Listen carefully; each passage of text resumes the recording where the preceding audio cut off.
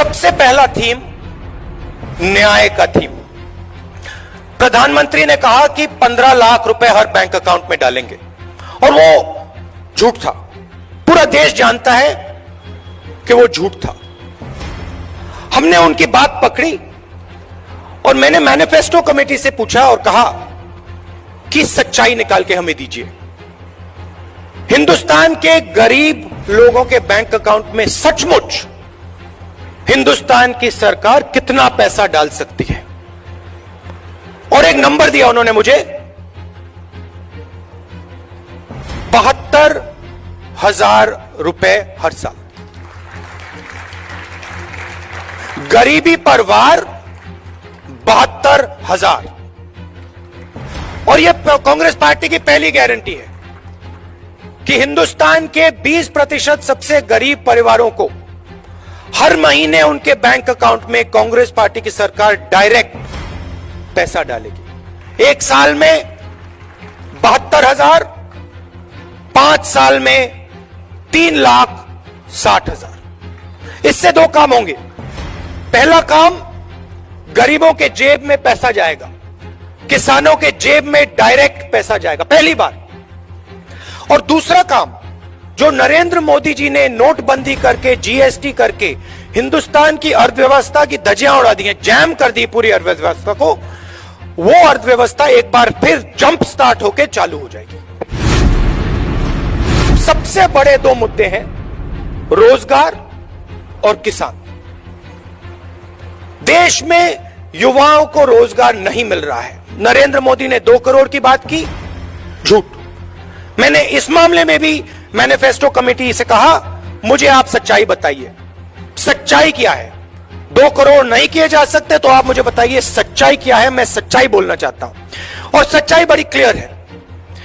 22 लाख सरकारी रोजगार खाली पड़े हैं, उनको कांग्रेस पार्टी मार्च 2020 तक भर के दे देगी।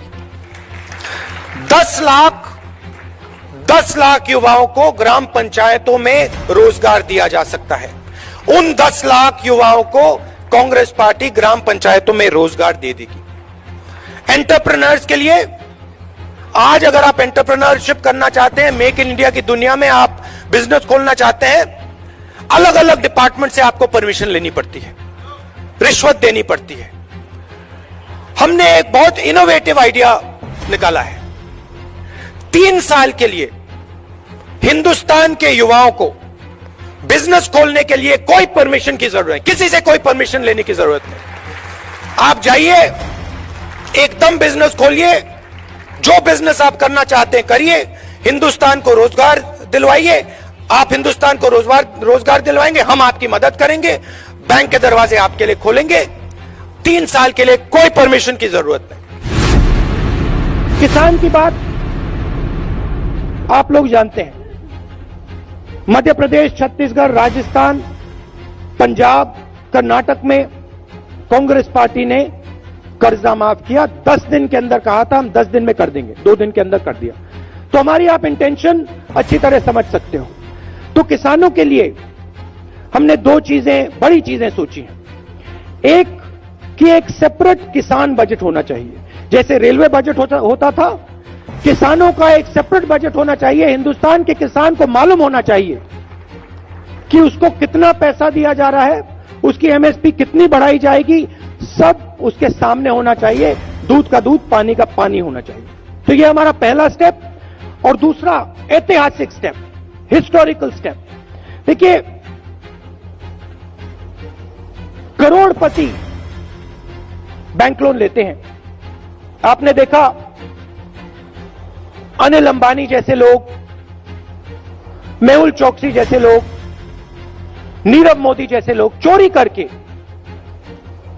बैंक का पैसा लेकर भाग जाते हैं। मगर जो हमारे किसान हैं, ईमानदार लोग, वो जब बैंक लोन लेते हैं, अगर वो पैसा वापस नहीं दे पाते हैं तो उनको जेल में डाल दिया जाता है, क्रिमिनल ऑफेंस माना जाता है। हमने निर्णय लिया है कि उसको अब हम क्रिमिनल ऑफेंस ना माने। शिक्षा और स्वास्थ्य हिंदुस्तान के भविष्य के लिए बहुत जरूरी है।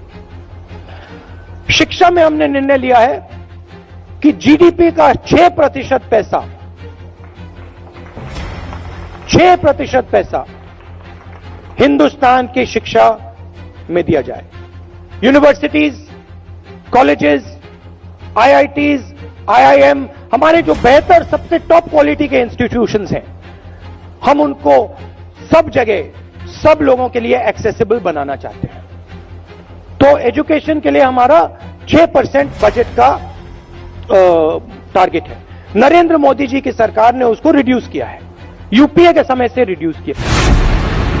हेल्थ केयर में सरकार एक स्कीम लाई है।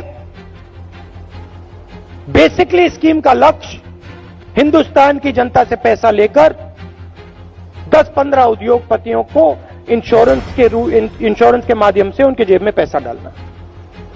तो हम private insurance based health care पर भरोसा नहीं करते हैं।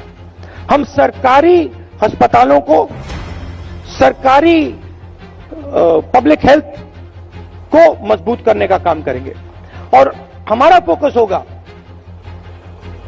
कि गरीब से गरीब व्यक्ति को हाई क्वालिटी अस्पताल की एक्सेस हो, हाई क्वालिटी इलाज